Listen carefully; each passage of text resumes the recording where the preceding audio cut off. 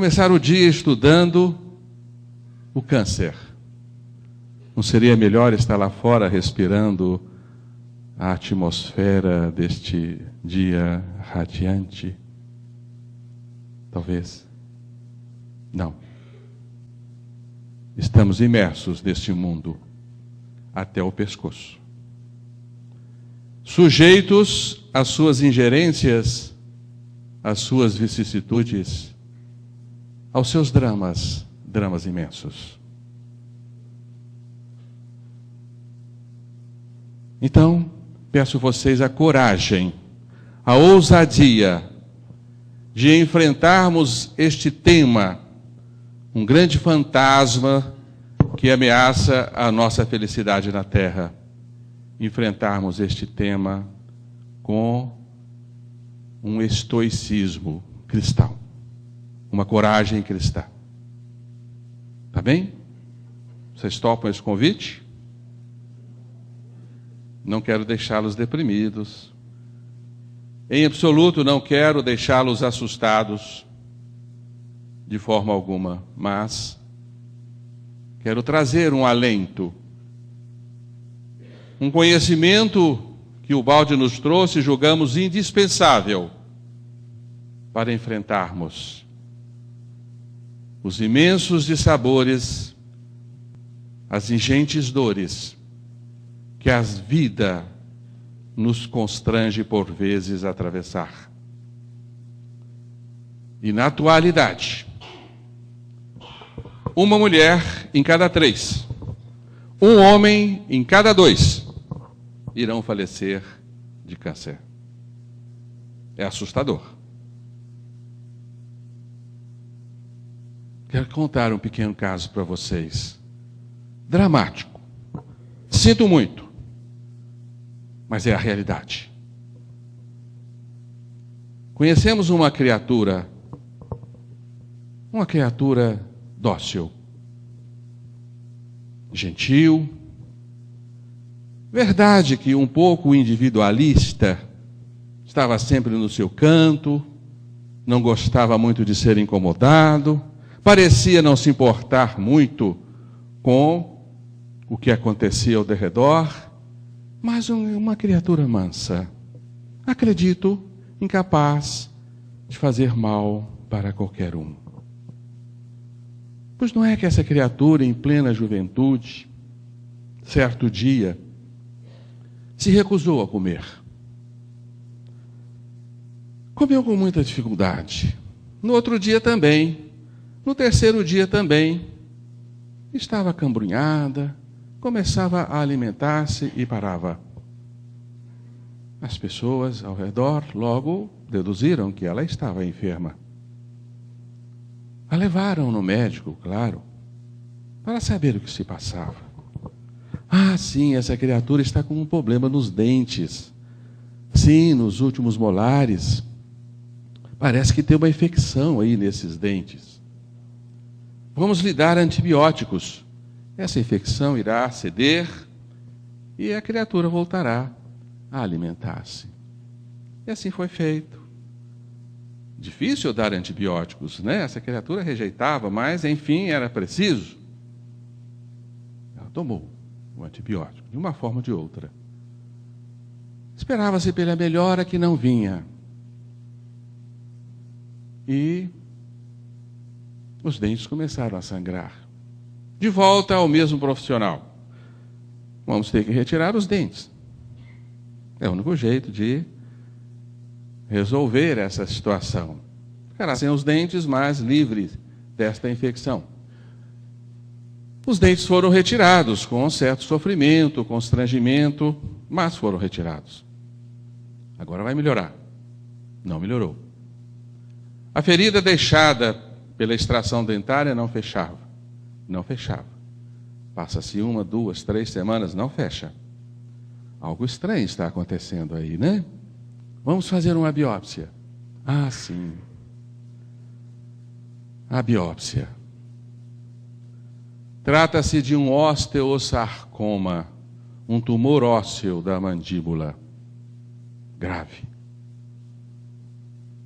Temos que tomar outras providências. novas medicações. Nada.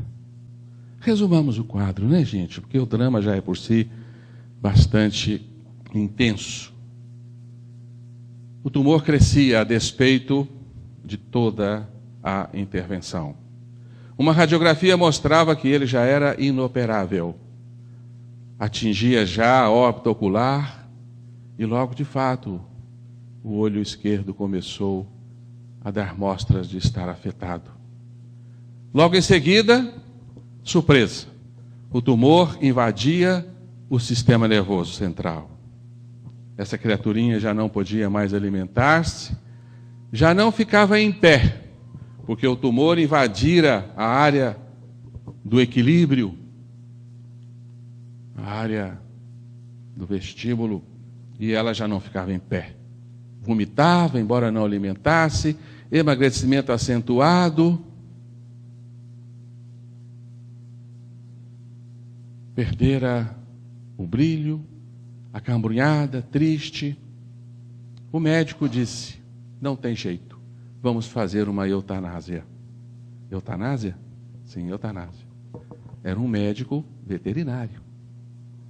Tá bem, gente? A criaturinha era uma gatinha, Xana, uma gatinha branquinha, bonitinha, dócil, que vivia num apartamento com a sua dona. A dona debulhava-se em lágrimas. Eutanásia não. Mas o bichinho sofria. Já estava tomando morfina. Sim. Poucos dias depois, Xana deixa o plano da carne. Por quê? Nós somos amigos da proprietária, digamos assim, da Xana. E ela entrou quase que num quadro depressivo, porque era a sua amiguinha, a Xana, a sua companhia. Ela mora sozinha em Belo Horizonte e dividia a sua vida com aquela criaturinha. E agora? Lágrimas abundantes para ocultar uma grande interrogação. O que Xana fizera para sofrer tanto? Nesta vida, não. Ela nascera no apartamento, jamais maltrataram um ratinho que seja. Quem sabe na reencarnação passada ela tenha devorado muitos ratos, além da medida. Será? E agora estava sofrendo, não conseguia alimentar-se. Não é? Por quê? Vocês sabem por quê? Xana fez alguma coisa para merecer um destino deste? E vocês sabem, os nossos bichinhos têm câncer. As cadelinhas têm câncer de mama, de útero, de ovário, frequentemente sofrem e morrem. Por quê? Temos explicações para isso? Na atualidade, nós que crescemos um pouco e deixamos a adolescência, estamos emergindo na maturidade espiritual, necessitamos alimentar os nossos intelectos com conhecimentos que venham a apaziguar o nosso coração. Então vamos tentar responder a esta nossa amiga de Belo Horizonte que ainda está se perguntando por quê. Ela é espírita, conhece muito bem a obra espírita, está lendo livros sobre os animais. Eu aconselhei, minha amiga, só em Ubalde você vai encontrar uma verdadeira resposta mais condizente com as nossas necessidades atuais. Mas ela ainda não se animou a pesquisar a obra de Ubalde, um longo caminho. Mas eu quero trazer para vocês aqui esta notícia de que nós temos outras maneiras de compreender isto, além das que atualmente nós temos. Aqui está uma tabela de dados estatísticos mostrando, 2010, 7 milhões de pessoas desencarnaram com câncer, E o que eu lhes disse, uma mulher em cada 3, um homem em cada 2. Segunda causa de morte natural, tirando as outras mortes, Neoplasias, que é a denominação médica para uma das denominações para câncer, Primeira causa de morte, acidentes cardiovasculares e patologias cardiovasculares.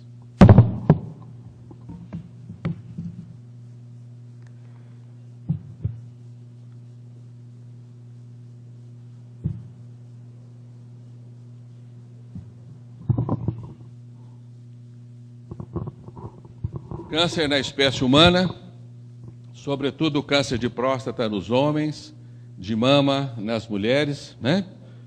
Maior prevalência. Depois nós temos colo retal, aliás, antes de próstata, né?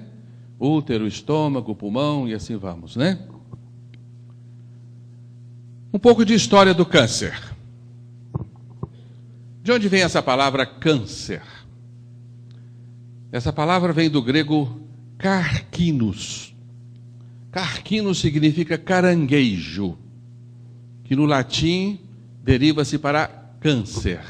E do português, caranguejo. Mas nós mantemos a palavra na sua origem latina, câncer. Significa caranguejo. No século V a.C., viveu o famoso pai da medicina, Hipócrates.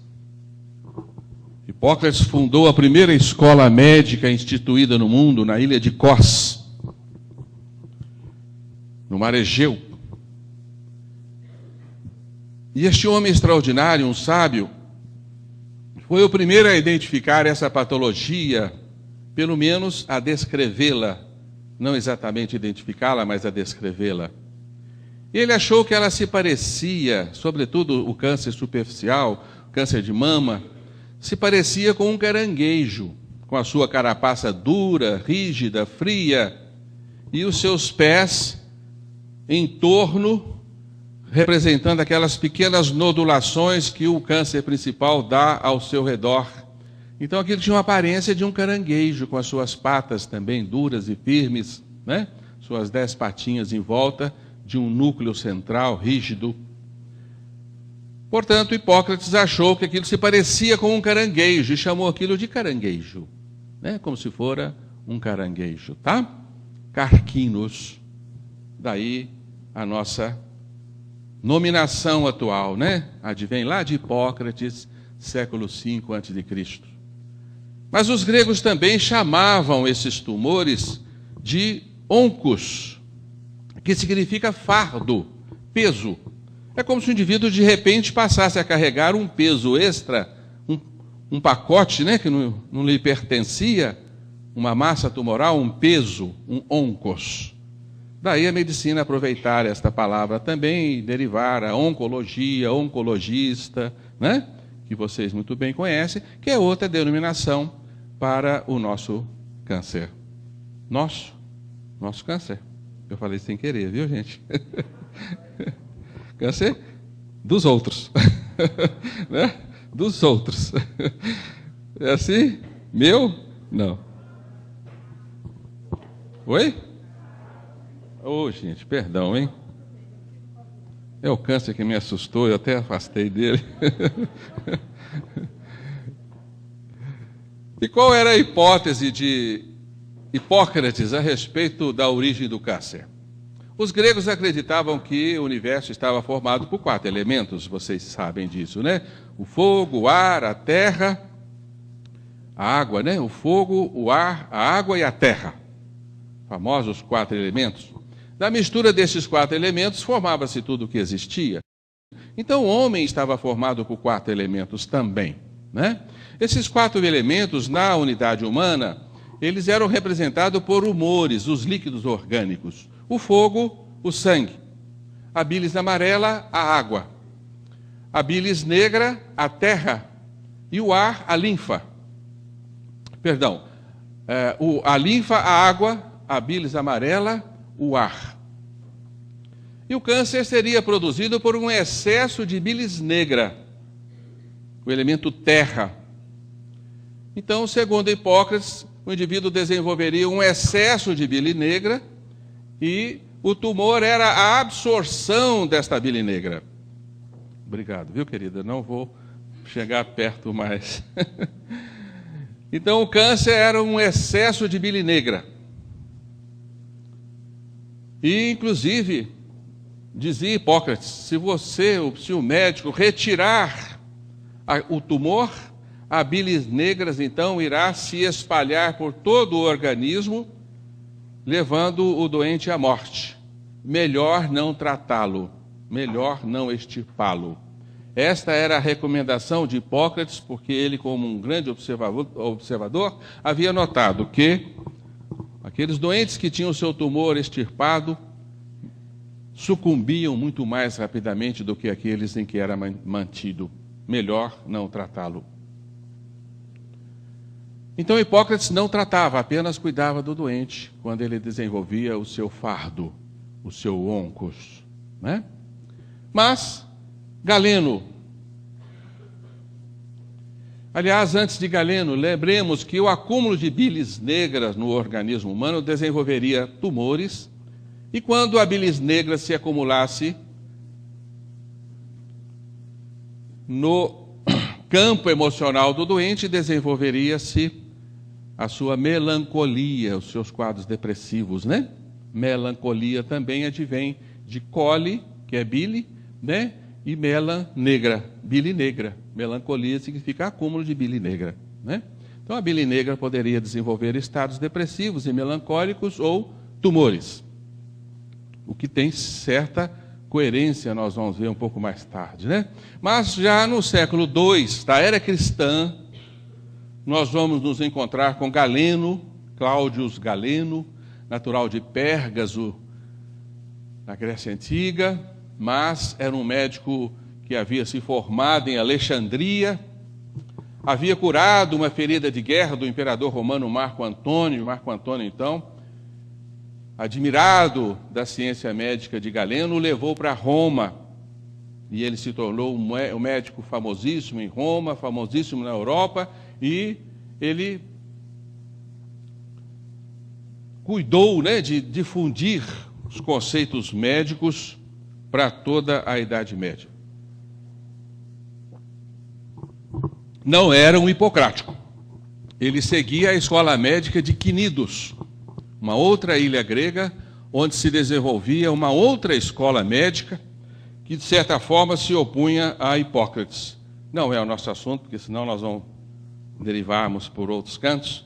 Mas o Galeno, ele já achava que toda doença advinha de uma perturbação de um órgão.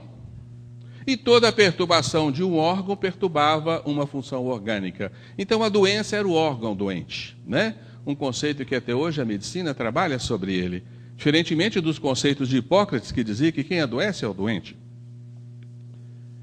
Enfim, Galeno desenvolve uma terapêutica médica para curar o desequilíbrio dos humores. Portanto, ele desenvolve a famosa medicina dos humores. Um humor está excedente, o médico deveria, então, valer-se de terapêuticas para eliminar aquele excedente humoral, né? Então, usava-se os vesicatórios, substâncias que produzem vesículas na pele, né? Os eméticos, que produzem vômitos, os purgativos, que provocam diarreias, as sangrias, né? As ventosas, os sanguessugas, eram todos métodos que visavam extrair o pretenso humor excedente. Então, Galeno tratava o câncer, né? o oncos, com todos esses processos para que a bilis negra fosse evadida. Ainda no século IV a.C., percorrendo um pouquinho a história do câncer com vocês, né? Nós nos encontramos com Heródoto, famoso historiador grego, né? E Heródoto relata o drama da rainha Atossa. A rainha Atossa era esposa de Dario, rei da Pérsia, no século V a.C., e ela desenvolvera um tumor de mama, descrito com detalhes pelo Heródoto. Ela cansou-se de tratar com os médicos da corte de Dario, sem sucesso, evidentemente, né? Então ela pede ao seu escravo grego, Demócedes, que lhe extraia o seio. né? E foi, naturalmente, a causa imediata da sua morte. Aqui nós temos um busto da rainha Atossa. Então, no século IV a.C., já havia câncer de mama, né? Oi? Ah, pois não.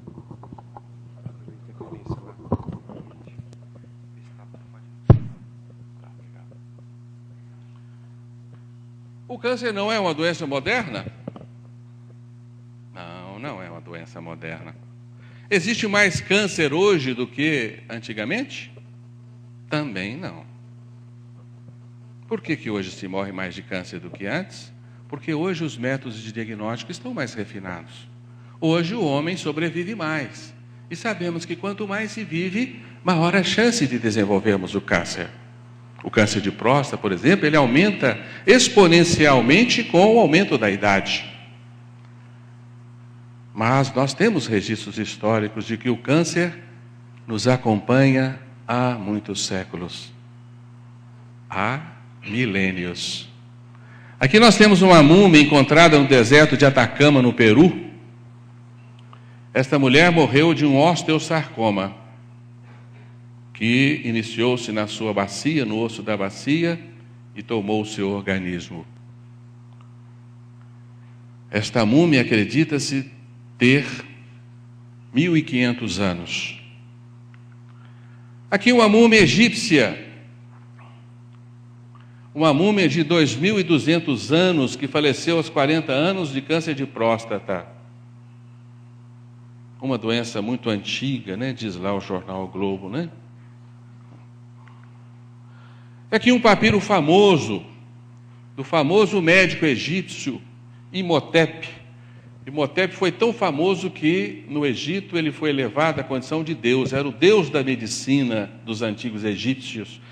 Esse papiro foi encontrado em Luxor, no Egito, em 1862, e trata-se de um relato de casos clínicos descritos pelo Imhotep. Imhotep viveu, olha só, gente, 2.625 anos antes de Cristo. Terceiro milênio antes de Cristo, ele já havia descrito o câncer. O seu 42º caso, que está relatado aí nesse papiro, é um câncer de mama de uma mulher. Ele o descreve como uma fruta emate, uma fruta verde, uma fruta semelhante à nossa manga. Ele então descreve, assim como o Hipócrates, né?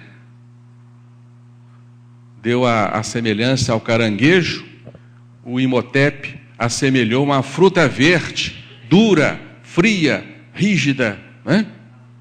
E ele recomenda lá, diz lá no final do caso, tratamento não há. Mas ainda temos sinais de câncer na nossa espécie ainda mais remotos. 2 milhões de anos, um hominídeo. Sim, um hominídeo, o Pithecanthropus afarensis, de 2 milhões de anos, encontrado na Etiópia, África, pelo paleontólogo Louis Leakey, um câncer de mandíbula. E aí, nós estamos ficando apertados, não estamos? As plantas têm câncer? O Eduardo está aí para nos dar essa resposta? Cadê ele, Eduardo? Não veio hoje, Marcelo? Ah, Eduardo. Planta tem câncer?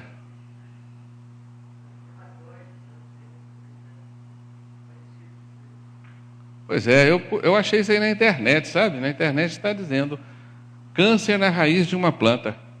É verdade? É verdade. Essa pitangueira tadinha está com câncer. Sim, são lesões cancerosas na folha de uma pitanga. Expiação? Evidentemente que não. É uma piada perguntar se isso é expiação, né? Câncer no animal silvestre. É verdade, gente. Aí temos um animal silvestre com um câncer horroroso, né? Esse é um diabo da Tasmânia. Com o nome desse, acho que tem câncer mesmo, né? Mas é um bicho. Ele está cumprindo com a lei natural, né? Ele devora serpentes, não é isso? O diabo da Tasmânia é o único que vence uma serpente, né? O bichinho está com câncer. O que será, hein? Vocês já estão querendo ir para o balde, não é? Precipitemos nas conclusões, por favor. Poupe-me de detalhes. Um pouquinho mais de história do câncer, gente. Prometo que eu vou terminar em o balde, hein? Vai dar tempo, não vai?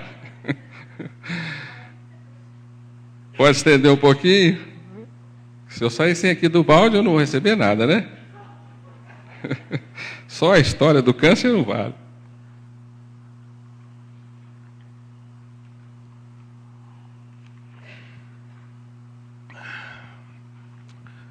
No século XVI, nós nos encontramos com Andrea Vesalius, um médico belga que decidiu fazer dissecação de cadáveres e fundou a anatomia. É considerado Vesalius o pai da anatomia humana. E Vesalius estava muito interessado em achar os famosos canais por onde vertiam a bile negra, descrita por Hipócrates, por Galeno, tão temida na Idade Média, a bilis negra, né? E ele pesquisou esses canais e não achou canais de bilis negras, descreveu as artérias, descobriu a circulação sanguínea, né? As artérias, as veias, e descreveu várias estruturas anatômicas do corpo humano, mas disse, não existe bilis negra circulando no organismo humano, né? A bile está restrita à vesícula biliar, não existe essa história de bilis negra, né? Século XVI. A partir daí, os médicos se dão conta dessa realidade e voltam a operar o câncer. O câncer será extirpado pelos cirurgiões barbeiros, né? Não é isso? Pelos discípulos de Ambroise Paré, o pai da cirurgia, né? Com sucessos relativos, porque a maioria dos doentes sucumbem, né?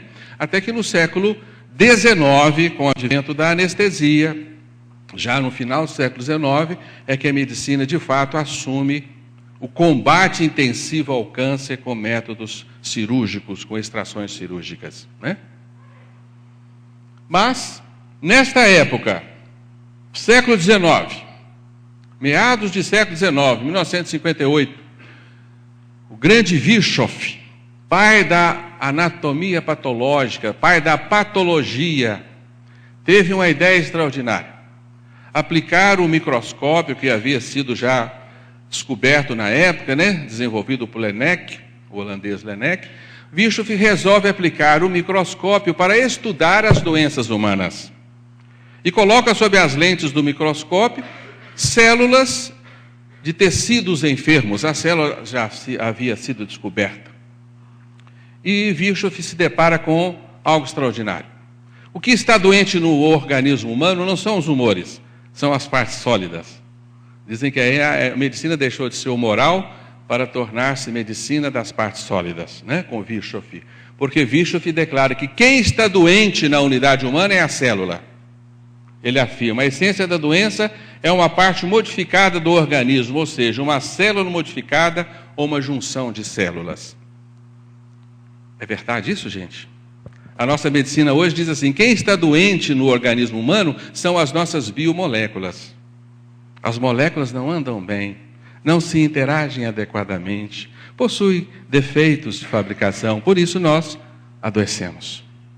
Mas, enfim, século XIX, o que está doente é a célula. E Virchow resolve analisar as células dos tumores. E ele constata a presença de células anômalas, células aberrantes, com formatos verdadeiramente monstruosos, com núcleos agigantados e uma excessiva quantidade destas células. Então, Virchow conclui que o câncer é provocado por uma divisão celular aceleradíssima. Ele é que então nos dá a natureza do câncer. O câncer é provocado por uma multiplicação celular desenfreada. Ele cria o termo neoplasia, que significa nova formação de tecido. Ele cria o termo hipertrofia, que significa crescimento exagerado da célula, e o termo hiperplasia, que significa o número exagerado de células. Ele também nos dá o termo metástase, porque identifica que essas células se espalham para outros sítios do organismo. Ele identifica tumores com um comportamento relativamente benigno, são os tumores benignos, e tumores com um comportamento muito agressivo, os tumores malignos. Ele identifica tumores que nascem das nossas peles e das nossas glândulas, e lhes dá o nome de carcinomas. Aqueles que desenvolvem nas glândulas, adenocarcinoma. Os tumores que se desenvolvem a partir do mesotélio, que são os nossos tecidos internos abaixo da pele, tecido conjuntivo, ele chama de sarcoma. E são os nomes que nós até hoje utilizamos. O médico dá o nome de acordo com a pretensa origem do tumor, osteosarcoma, mielosarcoma, tumor que vem da medula, tumor que vem dos ossos, etc. Então, sarcoma, carcinoma, carcinogênese é a formação do câncer. Espero que vocês estejam agradando essas palavras, Então, anotem aí, São palavras interessantes, não são? Gostaríamos de não aprendê-las. Portanto, o Virchow tem uma importante contribuição na medicina e na natureza do câncer. Albert Fleming, outro alemão, discípulo de Virchow, pouco depois dessas descobertas todas de Virchow, ele faz outra constatação interessante. Ele descobre que no núcleo das células existem corpos que se coram intensamente pelo azul de metileno. Ele chama estes corpos em forma de bastões de cromossomas. Soma corpo, cromo cor. Corpos corados, cromossomas. E ele identifica que todas as células têm 46 cromossomas. Ele descobre que, no entanto, o óvulo e o espermatozoide têm 23 cromossomas. Então ele deduz, que há uma fusão desses cromossomas quando o óvulo é fecundado, e ali estaria o material genético das células, E de fato, o cromossoma contém no seu interior aquela fita helicoidal e espiralada que é o DNA, O cromossoma, então, é o detentor dos nossos códigos genéticos, do nosso genoma, Então, a descoberta importante do Fleming não é o mesmo Fleming da penicilina, E logo depois, um outro discípulo de Virchow, que é o David Hansemann, outro alemão, naturalmente, com esse nome, Me perdoe se as pronúncias não estão assim tão adequadas, Mas o Hansemann faz outra constatação muito importante. Ele descobre que nas células cancerosas, esses cromossomos, eles se encontram com formatos perturbados. Alguns partidos, alguns com duas cabeças. Enfim, há uma perturbação dos cromossomas das células cancerígenas, Então, ele constata que o câncer parte de adulterações genéticas. A partir daí, a ciência faz a grande constatação de que os tumores são perturbações genéticas. Esta é, na atualidade, a crença. É verdade? Nós somos vítimas de acidentes genéticos que ocorrem na nossa intimidade celular? Mas logo a ciência caminha um pouco mais e descobre. Aqui está o famoso casal Pierre e Marie Curie, os franceses, né? Que início no século XIX descobrem o polônio, o rádio, a radioatividade, trabalham com elementos radioativos e vão morrer de câncer. Né? A Curie morre Marie morre de leucemia, logo a seguir, né, cerca de 15 anos depois. O Pierre, no entanto, ele morre atropelado, mas já estava com o seu câncer. Irradiações perturbam a nossa bagagem cromossômica e promovem adulterações, promovem graves adulterações, né? Mas também, além das irradiações, tóxicos, álcool, fumo, agrotóxicos, etc., né? Asbesto, né? Que é um elemento intensamente cancerígeno, né? Alimentações impróprias, infecções virais e infecções bacterianas, mas defeitos genéticos. Essas são as origens do câncer, segundo a nossa medicina atual, né? Mas nós estacionamos atualmente na genética. A ciência está desenhando o genoma do câncer e localizando os chamados oncogenes. Oncogenes são os genes que se responsabilizariam pelo câncer, estão recebendo suas denominações, e aqui nós temos o mais famoso deles, né? O BRCA1 e 2. BRCA1, vocês sabem, né? Saiu aí há pouco tempo.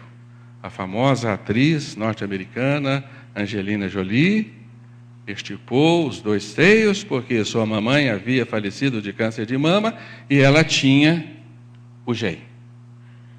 Portanto, alta possibilidade de desenvolver também o seu câncer. Uma fatalidade?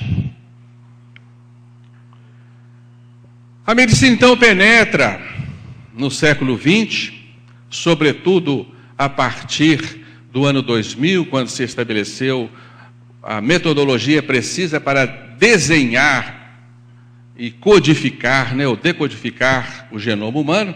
A partir daí, a medicina começa a descobrir as interações genômicas que se responsabilizam pelos nossos tumores. Desse jeito eu não vou chegar no bote. Mas a medicina faz uma constatação muito estonteante. O câncer é uma patologia inteligente. Sim, não são acidentes absolutamente casuais e aleatórios que levam ao câncer. Acidentes genéticos aleatórios comumente levam à morte da célula. Mas o câncer não, há uma tática, há uma intrigada tática de combate, de guerra, de tal forma que adulterações genômicas desenvolvem uma célula altamente poderosa, resistente, capaz de sobreviver nos mais diferentes ambientes orgânicos. Ela conhece tática de guerra, ela sabe se defender, ela tem artimanhas. É como se fosse um ser dentro de nós. Mas ela tem a sua origem nos nossos próprios genomas. Ela é uma doença endógena, vem de nós mesmos. Mas se comporta de uma maneira estranha. É uma célula poderosíssima, difícil de matar. Nenhuma outra célula do nosso organismo pode fazê-la sucumbir quando ela se desenvolve plenamente. Ela cria resistência aos medicamentos desenvolvidos pela inteligência humana e transmite essas resistências para as suas próximas descendentes. Ela incorpora no seu código genético essas resistências. Ela sabe onde melhor sobreviver. Se acomodam, por exemplo, o mais distante possível do sistema imunológico. No sistema nervoso central é o ideal para elas, porque o sistema imunológico dificilmente alcança a intimidade dos nossos neurônios.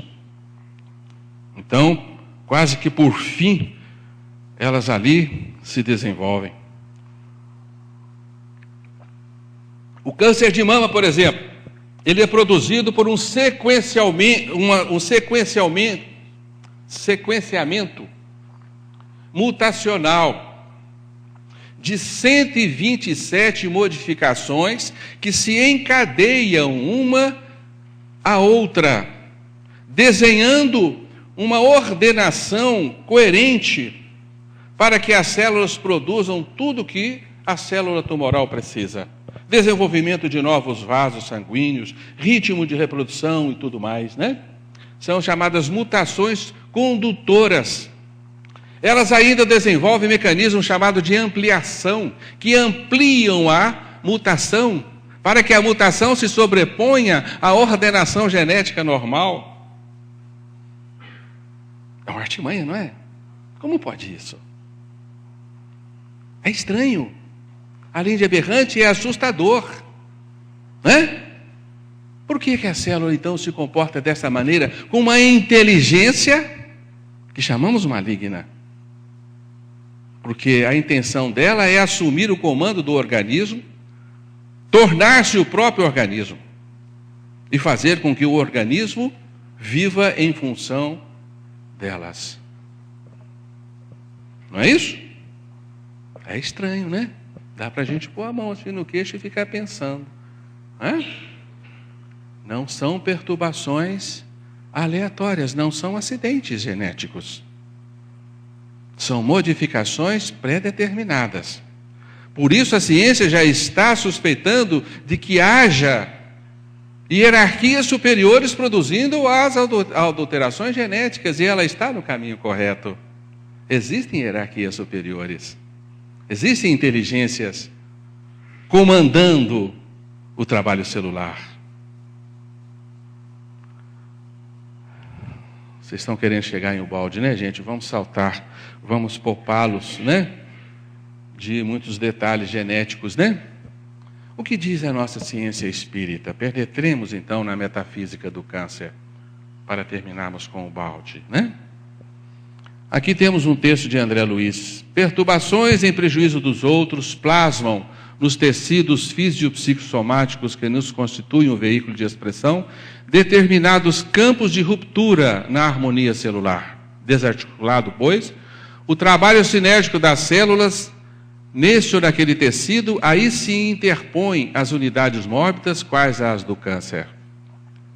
Então, os espíritas na atualidade estão aventando a hipótese do chamado esgarçamento perispirítico. Há um esgarçamento, há uma rotura do perispírito e perde-se o controle biomagnético, rompe-se o campo que sustenta o trabalho celular e mantém os chamados animálculos infinitesimais, né, que são as nossas células, no dizer de André Luiz, né, mantém esses pequenos indivíduos, né, porque são também indivíduos, a serviço do organismo. Né? Perde-se esse contato e as células, então, passam a trabalhar com o seu próprio automatismo, multiplicando-se intensamente, na intenção de promover uma recuperação daquele esgarçamento perispiritual. Compara-se isso a um sangramento, né? um corte na pele em que o sangue ali se amontoa desordenadamente, impedindo que aquele processo continue, né? Na coagulação. Tá? Então é como se fosse uma coagulação dessas células nos pontos de esgarçamento perispirítico. E por que esses esgarçamentos ocorreriam, né? Perturbações em prejuízo do outro, a maldade humana, sobretudo a violência humana, promoveriam estas adulterações no campo biomagnético. Estamos no caminho certo, né? Identificamos aí um comando superior, uma instância além da própria célula, que estaria direcionando estas células para o seu anárquico comportamento, o seu comportamento completamente inadequado, né? Nós saltamos aqui câncer e homeopatia, que para mim é um tema muito relevante, mas o nosso tempo não nos permite, porque estamos aqui para conhecer o Ubaldi. Né?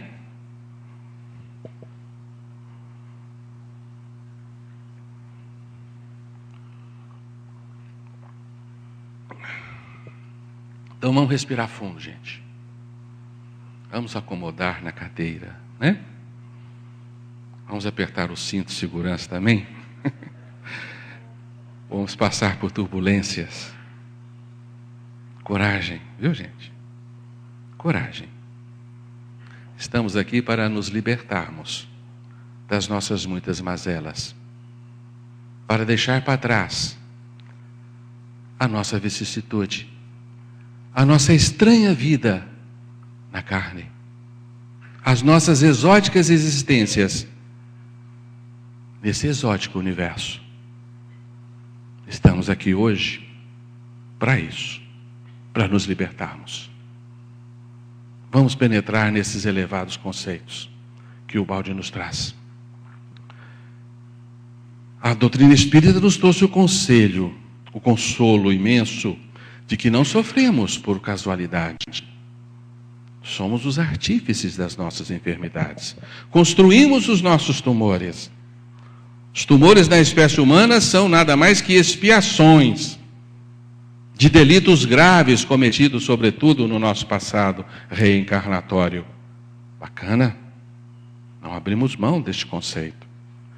Mas isso não nos basta para explicarmos o câncer dos animais, o câncer na natureza, o câncer nas plantas. Enfim, por que o câncer existe? Esta é a resposta. Perdão, é a pergunta que merece resposta. Nós precisamos ir além da revelação espírita, trazendo a revelação de Ubaldi, que veio completar a revelação espírita. Nenhum problema pode ser verdadeiramente resolvido se não partirmos de sua orientação cósmica, que o enquadre em relação ao funcionamento orgânico do todo. Problemas atuais, na sua segunda edição, página 149. Então nós precisamos de um modelo geral, de compreensão da estrutura da vida do universo e aplicar esse modelo para entendermos toda a fenomenologia que nos rodeia, para entendermos as nossas vidas, os nossos destinos, os nossos problemas e a constituição da nossa vida e do universo. O Ubaldi nos diz então que o nosso universo não é propriamente uma construção de Deus. Espera aí, agora tem que apertar o cinto. Não é? Como eu vivo nessa estrutura magnífica, a casa cósmica, algo extraordinário, estonteante, 200 bilhões de galáxias ao meu redor. Isso não é propriamente a casa de Deus? Não. Não é. Nós não vivemos na casa de Deus? Não. Mas estamos fora da casa de Deus? É possível isso? É possível existir fora de Deus? Também não. Deus continua aqui conosco. Mas o universo não é a sua casa original. Nós não fomos criados para vivermos neste universo. Estamos aqui por um grave acidente, cujo responsável somos nós, a queda do espírito. O nosso universo é produto de uma revolta, de um motim, de uma negação da lei do amor. E então, deuses menores, criados à imagem e semelhança de Deus, disseram: não, eu sou Deus maior e não Deus menor. Então, os fundamentos da criação foram abalados. E estes espíritos se contraíram, dando origem à matéria. Queda do espírito. Em decorrência de uma desmedida pretensão de crescimento além das medidas. Quando então o autocentrismo, uma força natural constitutiva da individualidade, transforma-se em egoísmo. parte do infinito decide viver a aventura ególatra de amar-se mais do que o outro, de querer mais para si do que para outro ou para Deus. O resultado disso é uma contração, e dessa contração nasce a matéria, nasce o universo físico. No domínio do espaço e do tempo, onde nós nos prendemos, o anjo se encerra no átomo. O nosso universo, como diz o Balde, é uma doença no seio da eternidade, que será curada pela evolução. Então agora nós temos um panorama totalmente diverso da nossa vida. As nossas vidas são anômalas. Nós somos ovelhas desgarradas do aprisco. Somos os próprios filhos pródigos. Somos os mortos-vivos da matéria que perderam a vida eterna. Nós não fomos criados para nos vestirmos de carne, sequer de pedras. Nós é que nos vestimos com estas vestes impróprias, as quais agora devemos desgastar no buril da evolução para nos vestirmos novamente com as vestes nupciais e participarmos do banquete divino. O Evangelho agora fica imenso. As palavras de Cristo agora redundam na acústica de nossas almas com um significado estupendo, a ponto de nos sensibilizar e outra vez nos fazer voltarmos à antiga Galileia. Ali está o segredo para nos libertarmos de nossas vidas anômalas. Nós não somos seres anormais. Vocês já ouviram aqui o nosso Maurício dizer em vários congressos, né? Depois não estou vendo ele aqui, mas ele vai dizer para vocês de novo: quer ver um demônio? São palavras dele, né? O que ele fala, gente? Vocês sabem. Olha no espelho. É o nosso fantástico Maurício Espim, né? Que nos deu. Está lá. Obrigado, viu, Maurício? Eu agradei demais dessa. Você repete depois para todo mundo acreditar nisso, viu? A gente não está vendo mais o chifre, mas a gente já tivemos chifre, né? Rabo também, já tivemos.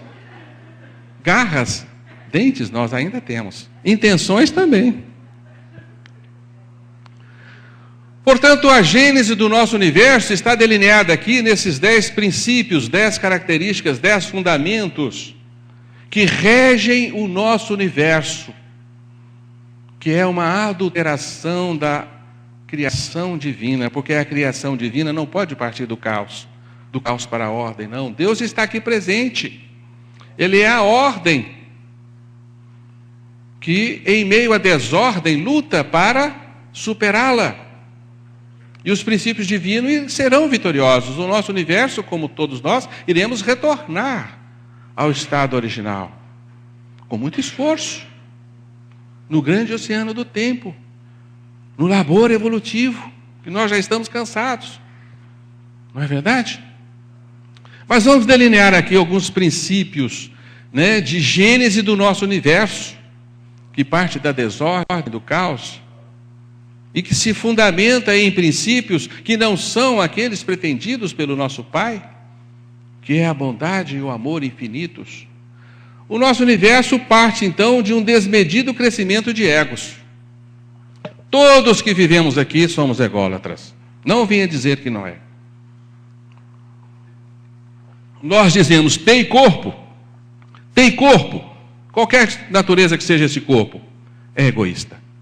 Porque só a força ególatra, egóica, é poderosa o bastante para aglutinar matéria em torno do seu eixo.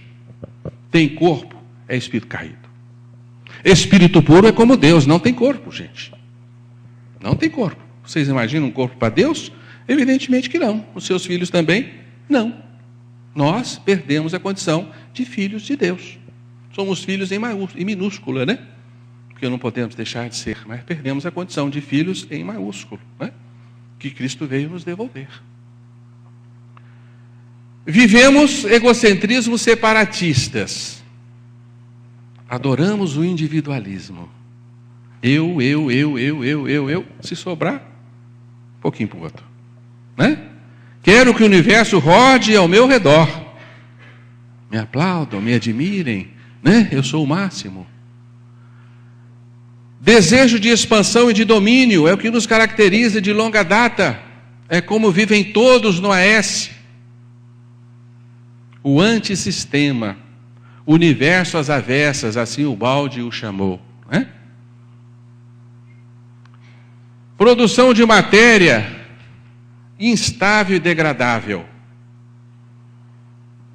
Deus se veste de matéria, gente? Não, em absoluto. A matéria está subordinada ao transformismo e Deus não. Não é? Subversão. Estamos sempre prontos a subverter qualquer ordem. Né? Tem aquela piada dos espanhóis, né? Que chega numa ilha, ai governo, sou e contra. Quer nem saber que governo que é, sou e contra. E é por isso que dos 10 mandamentos do Decálogo, 9 começam com não, não, não, não, não, não, não, não, porque nós fazemos tudo aquilo. É da nossa natureza demoníaca. A natureza de seres do AS, seres diabólicos.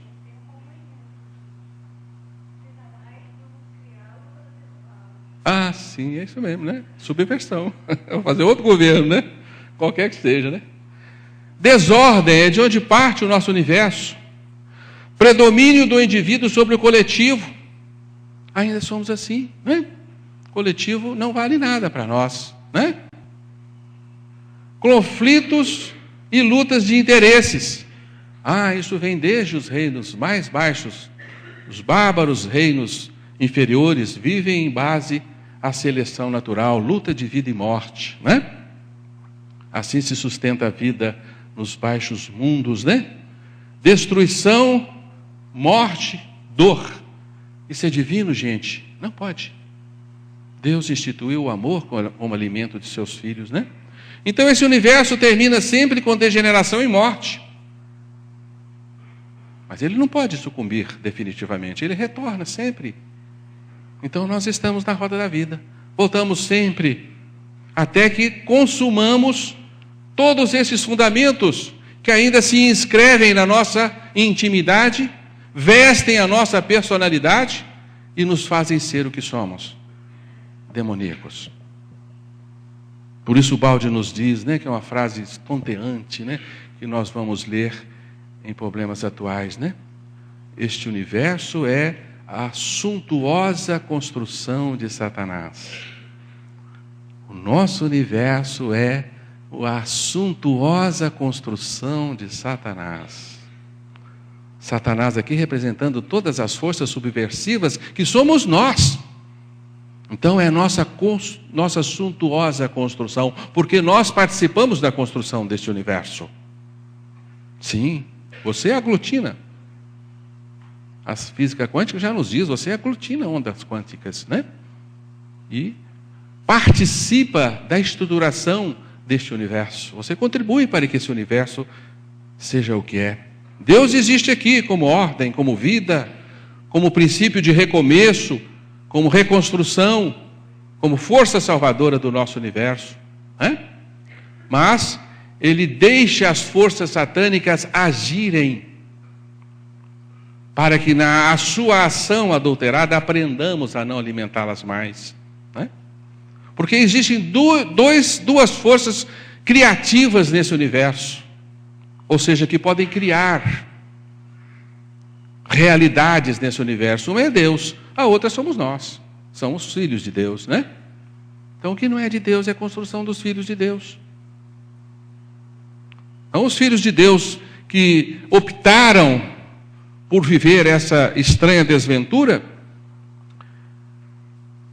eles aprenderam táticas de guerra. Conhecem a fantástica química dos venenos, constroem músculos, garras e dentes poderosíssimos para atacar. Aprendem astúcias e táticas de guerra. Isso é divino? Não é divino. Isso advém da inteligência do AS, a inteligência satânica, que é inteligente também. Não tanto quanto a divina, mas é inteligente também. Mas imbuída de más intenções. Por isso ela vai terminar sempre em destruição, dor e morte. Acabou a minha palestra, gente. Acabou. O que os espíritos construíram dentro da realidade divina?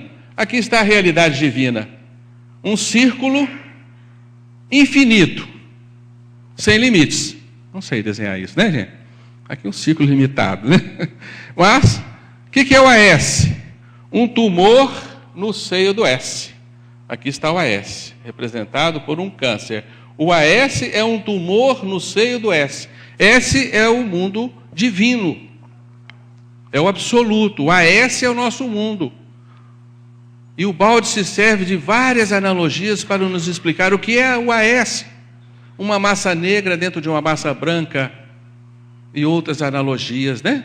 Um triângulo invertido, né? Uma antiesfera dentro de uma esfera, né? São exemplos interessantes, né? Mas o mais interessante deles, um tumor que foi criado no seio divino. Quem são as células tumorais desse imenso tumor? Copiando o Maurício. Olhe-se no espelho. Você é a célula tumoral. Por que nós temos tumores? É claro que este mesmo fenômeno se dá no plano menor, no nosso cosmos.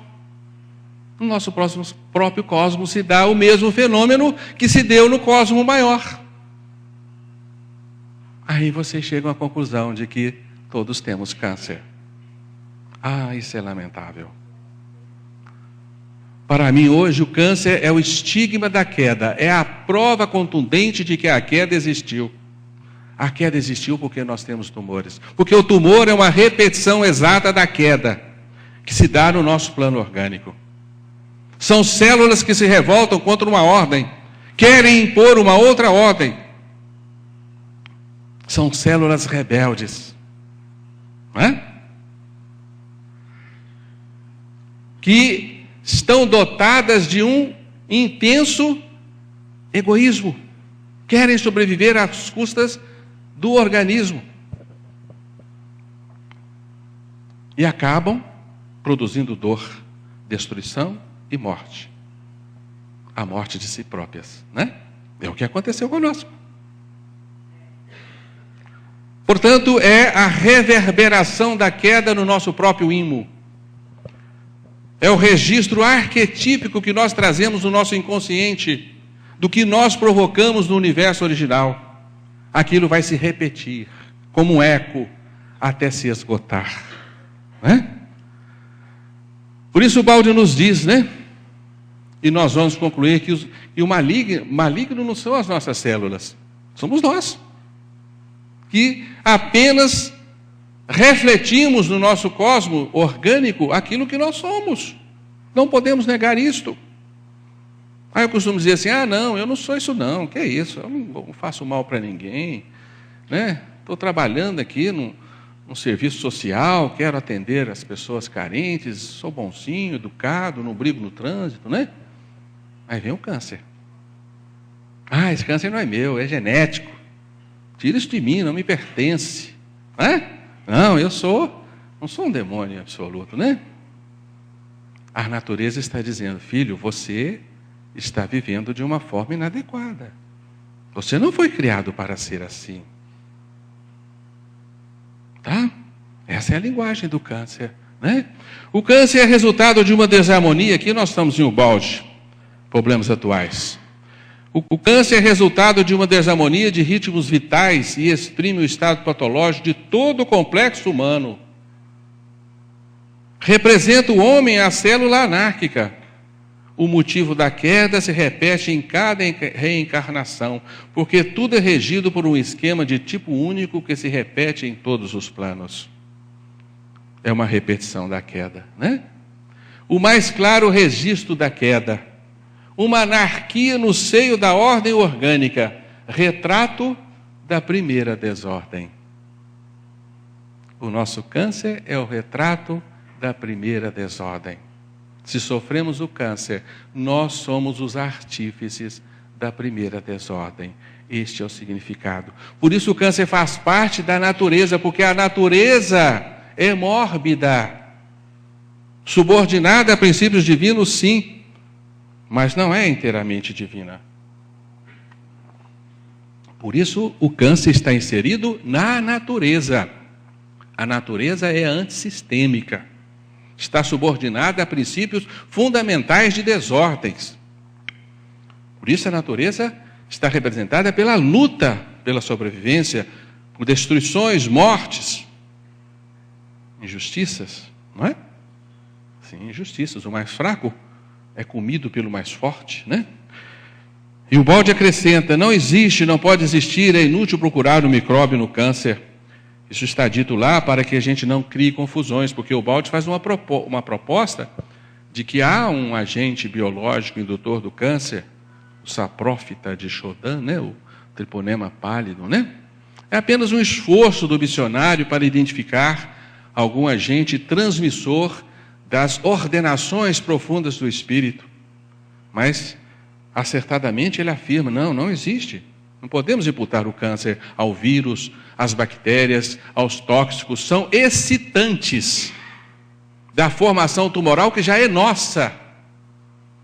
Dizem que o nosso organismo briga a todo instante, luta a todo instante para manter a ordem mínima e podemos sobreviver neste planeta. A todo instante nós formamos células tumorais que são destruídas pelo nosso sistema imunológico, porque a desordem faz parte, a desordem é inerente à nossa própria natureza. Então, por algumas encarnações, a gente dá conta de sobreviver e morrer de outras coisas, né? Doenças cardiovasculares e o acidente de trânsito, né? Dizem que está quase que superando, né, a morte por doenças naturais, né? Mas, mínimo deslize, lá vem a desordem, sobrepondo-se à ordem orgânica. Não é? Estamos acabando, gente.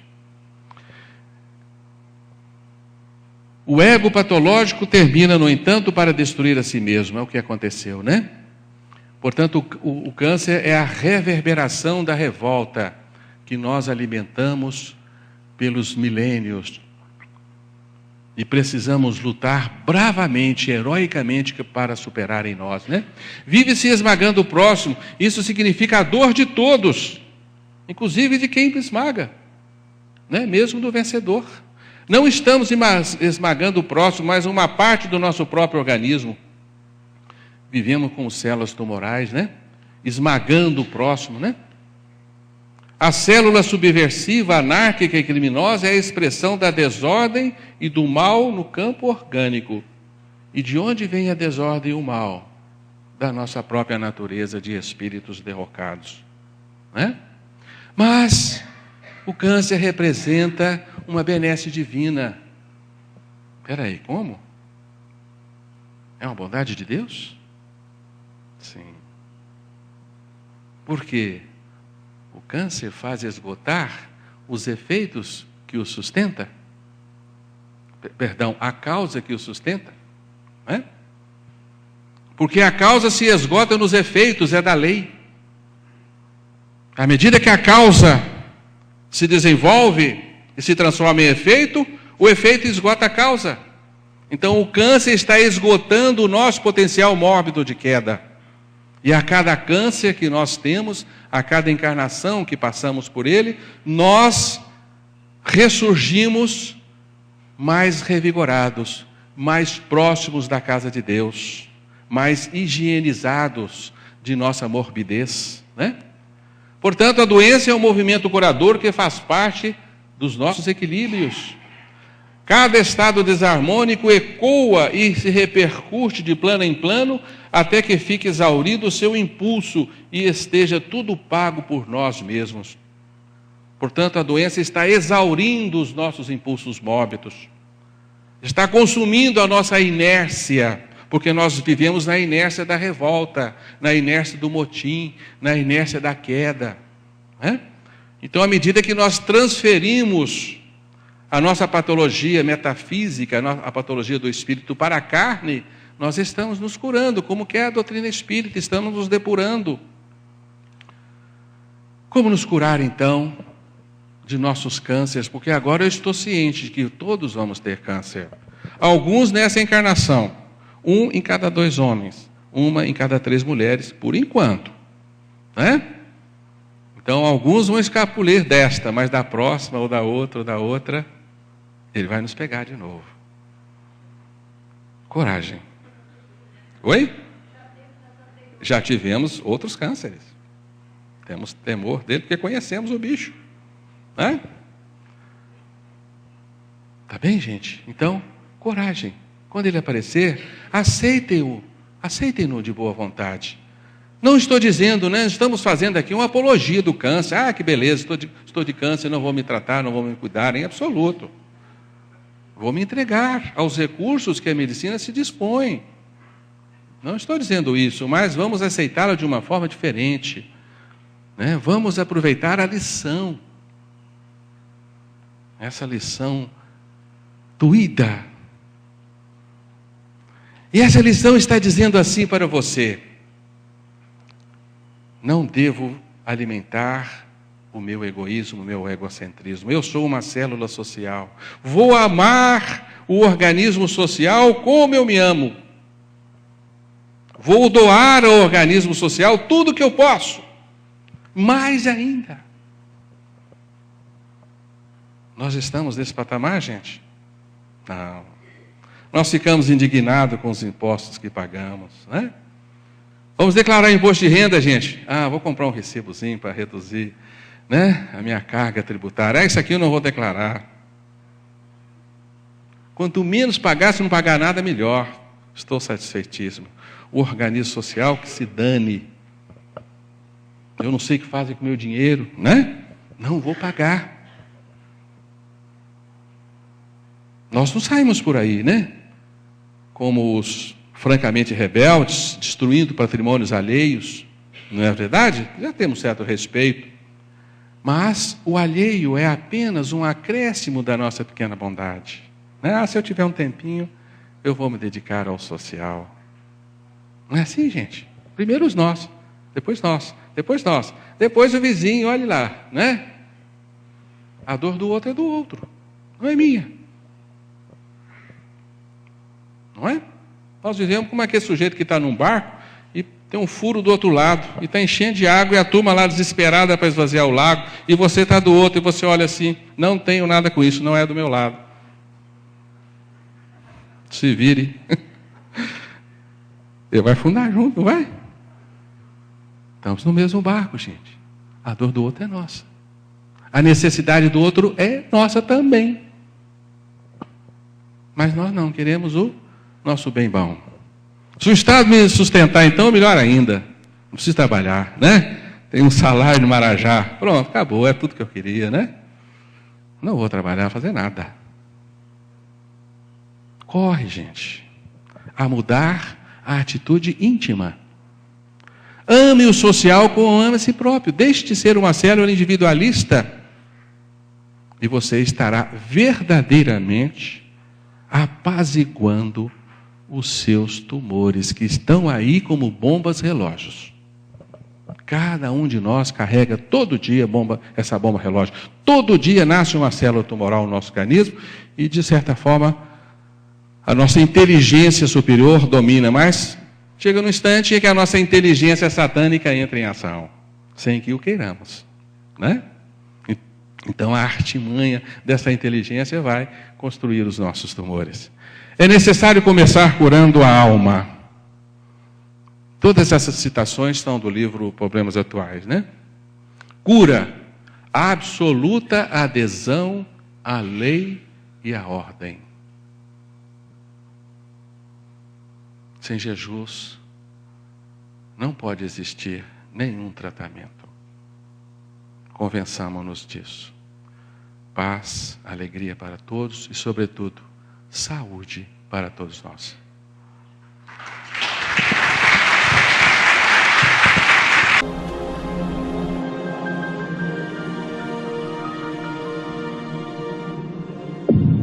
IBS, Instituto Brasileiro de Benemerência e Integração do Ser.